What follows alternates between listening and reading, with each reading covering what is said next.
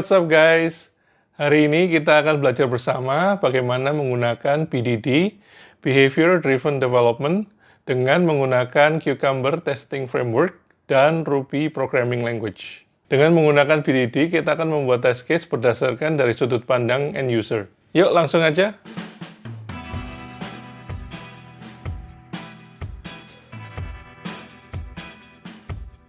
Kita buka VS Code, lalu kita memastikan kita mempunyai Ruby install. Cara pertama, kita menggunakan RVM, yaitu Ruby Version Manager. Ini caranya ada di sini, nanti link saya sediakan di bawah. Juga untuk RPNV, sama seperti RVM, keduanya mempunyai cara yang baik untuk menginstal Ruby. Dengan menggunakan RPNV atau RVM, kita bisa menginstal beberapa versi ke dalam komputer kita.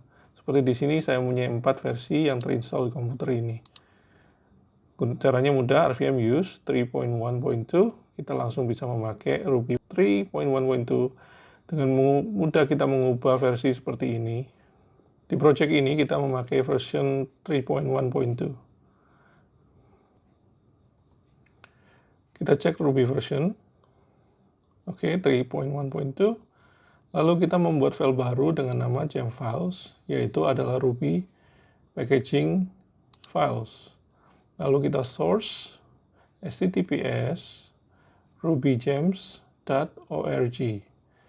Lalu kita ketik gem capybara, gem cucumber, gem rspec, gem webdrivers. Ini adalah library yang kita akan pakai. Lalu kita install semua dengan menggunakan bundle install. Akan muncul file baru bernama gemfile.log. Lalu kita membuka ini, rubygems.org. Ini adalah lokasi di mana kita bisa melihat gem-gems yang ada di Ruby. Seperti ini contohnya, kita melihat cucumbers dan semua dependency yang ada di dalamnya.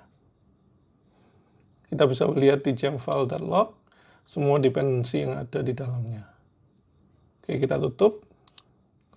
Lalu kita akan membuat Cucumber project dengan menggunakan Cucumber -init. Lalu Cucumber akan membuat folders dan files yang kita perlukan untuk membuat project ini berjalan dengan baik. Oke, under feature kita mempunyai step definition dan supports folders, juga env.rb files. Ini adalah tulang punggung dari Ruby dan Cucumbers di sini. Kita ketik require capybara /cucumber, lalu juga require cucumber, dan juga require rspec, juga require webdrivers. Ini seperti import di dalam dunia Java atau Python. Seperti yang kita lihat di gemfiles. Kita menggunakan capybara module .register_driver -2 selenium do app. Kita juga taruh n di bawah. Lalu kita memanggil capybara module lagi, .2.2 selenium .2 driver.new.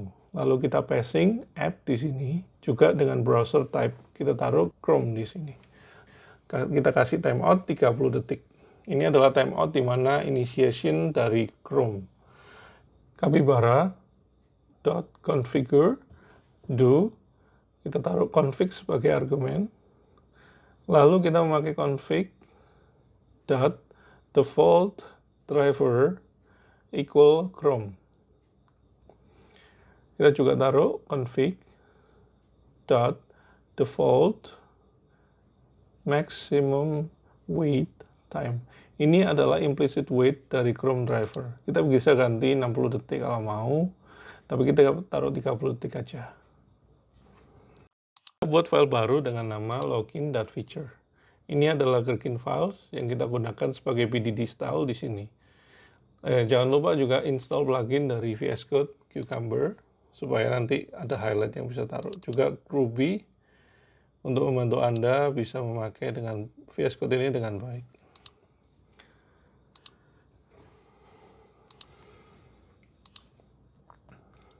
Kita taruh di sini feature .2 login page. Kita bikin senario .2 success login with correct credential. Step pertama, given I am on the home page. Step kedua, when I click sign in and I fill my credential, then I should be logged in. Ini adalah skenario ya. Ada 4 steps di sini. Lalu kita bisa execute Cucumbers seperti ini. Jadi setiap step yang belum diimplementasi, Cucumber akan membuat undefined. Kita punya 4 step, satu skenario.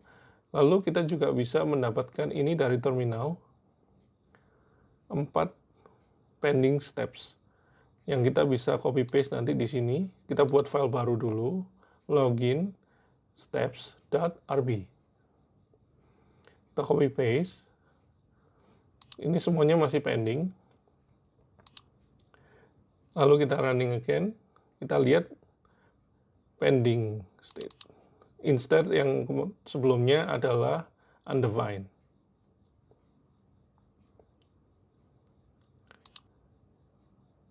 Ya, kita copy paste dulu URL yang kita mau pakai web application ini.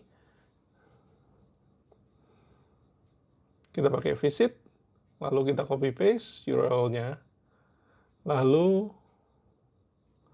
kita bisa running Cucumbers, kita lihat apakah Chrome was not found.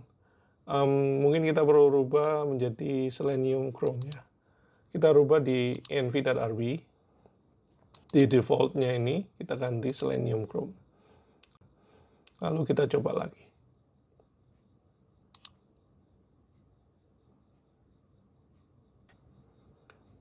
Oke, it works now. Kita lihat yang tadinya pending, sekarang pass. Oke, lanjut. Kita akan mencari atribut dari sign in ini ya. Kita punya kelas login, tapi kita menggunakan sign in aja. Jadi Capybara mempunyai metode untuk memakai string sebagai elemen seperti ini. Click on sign in. Lalu kita running Cucumber lagi.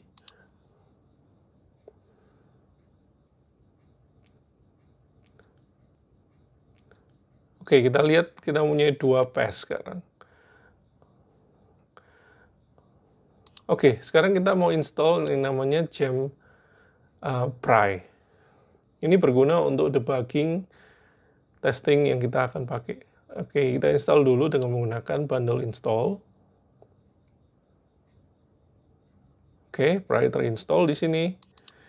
Kita taruh di login step setelah klik itu banding.pry. Kita run Cucumber lagi.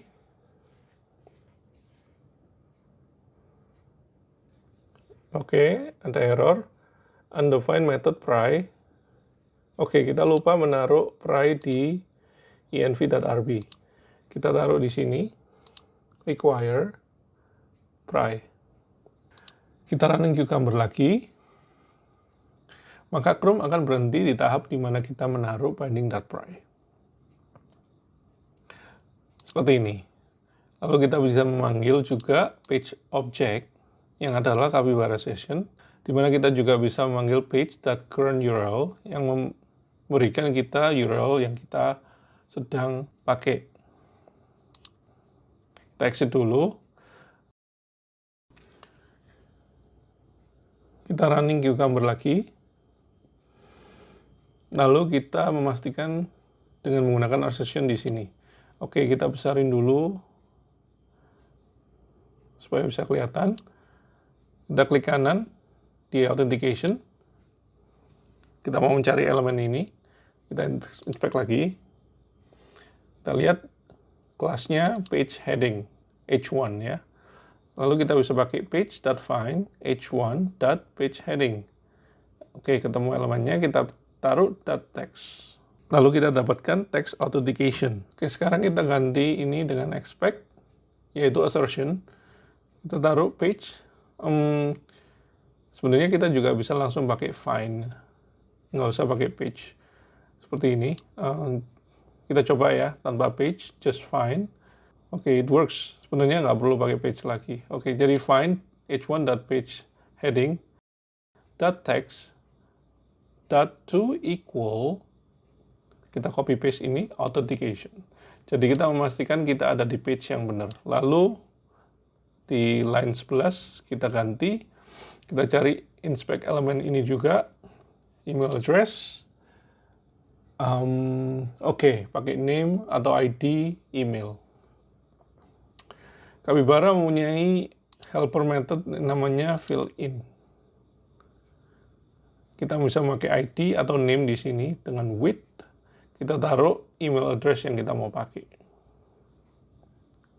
Nah, kita coba dulu apakah itu bisa works.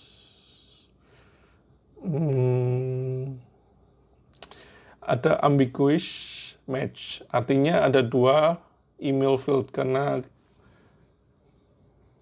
ya, jadi kita nggak bisa pakai metode ini. Kita ganti, coba pakai ID.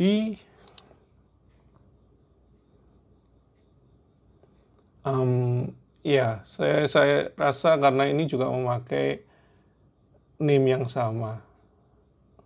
Oke, nggak masalah, kita bisa pakai cara lain. Kita pakai cara find. Oke, kita pakai find, pakai tanda pagar email yang artinya id.set, lalu kita taruh email address yang kita mau pakai di takeover@example.com. Ini sama dengan find yang di atas. Oke, kalau kita coba ini, oke, it works. Kita mengisi juga password. Kita coba lihat password dulu. Apakah dia mempunyai unique elemen juga? Harusnya enggak, karena cuma ada satu field password. Oke, kita pakai name passwd. Ini yang kita akan pakai. Oke, kita taruh with test 1, 2, 3, 4. Kita coba copy paste, taruh di sini. Kita lihat, oke, it works. Lalu kita inspect sign in. Kebetulan sign in kita juga bisa klik, tapi di atas sana juga mempunyai sign in juga. Jadi kita pakai elemen aja, seperti email tadi. Kita lihat ID submit login, ini yang kita mau pakai. Ingat ID pakai tanda pagar, jadi find tanda pagar submit login dan klik. Ini adalah metode untuk mengklik elemen. Kita coba. Oke, it works. Lalu kita kasih validasi terakhir, yaitu my account di sini. Ya, kita inspect elemen. Kita lihat h1 page heading class. Oke, kita ganti di sini. Kita ketik find h1.pageheading.text. Lalu kita wrap dengan expect sebagai assertion. Lalu kita taruh di sini, kita menguji, oke, stringnya adalah my account di sini. Kita bisa copy nanti, kita taruh to equal, kita taruh di sini, my account. Ini adalah assertion terakhir untuk memastikan kita telah login. Oke, kita running lagi untuk memastikan semuanya works.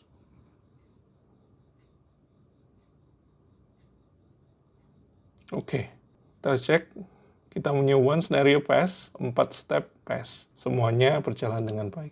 We done! Sampai di sini dulu videonya, tapi untuk video selanjutnya, kita akan menambahkan test case dan menyetap GitHub Actions sebagai Continuous Integration Server. Ada pertanyaan, jangan lupa komen di bawah, like this video, subscribe, and bye!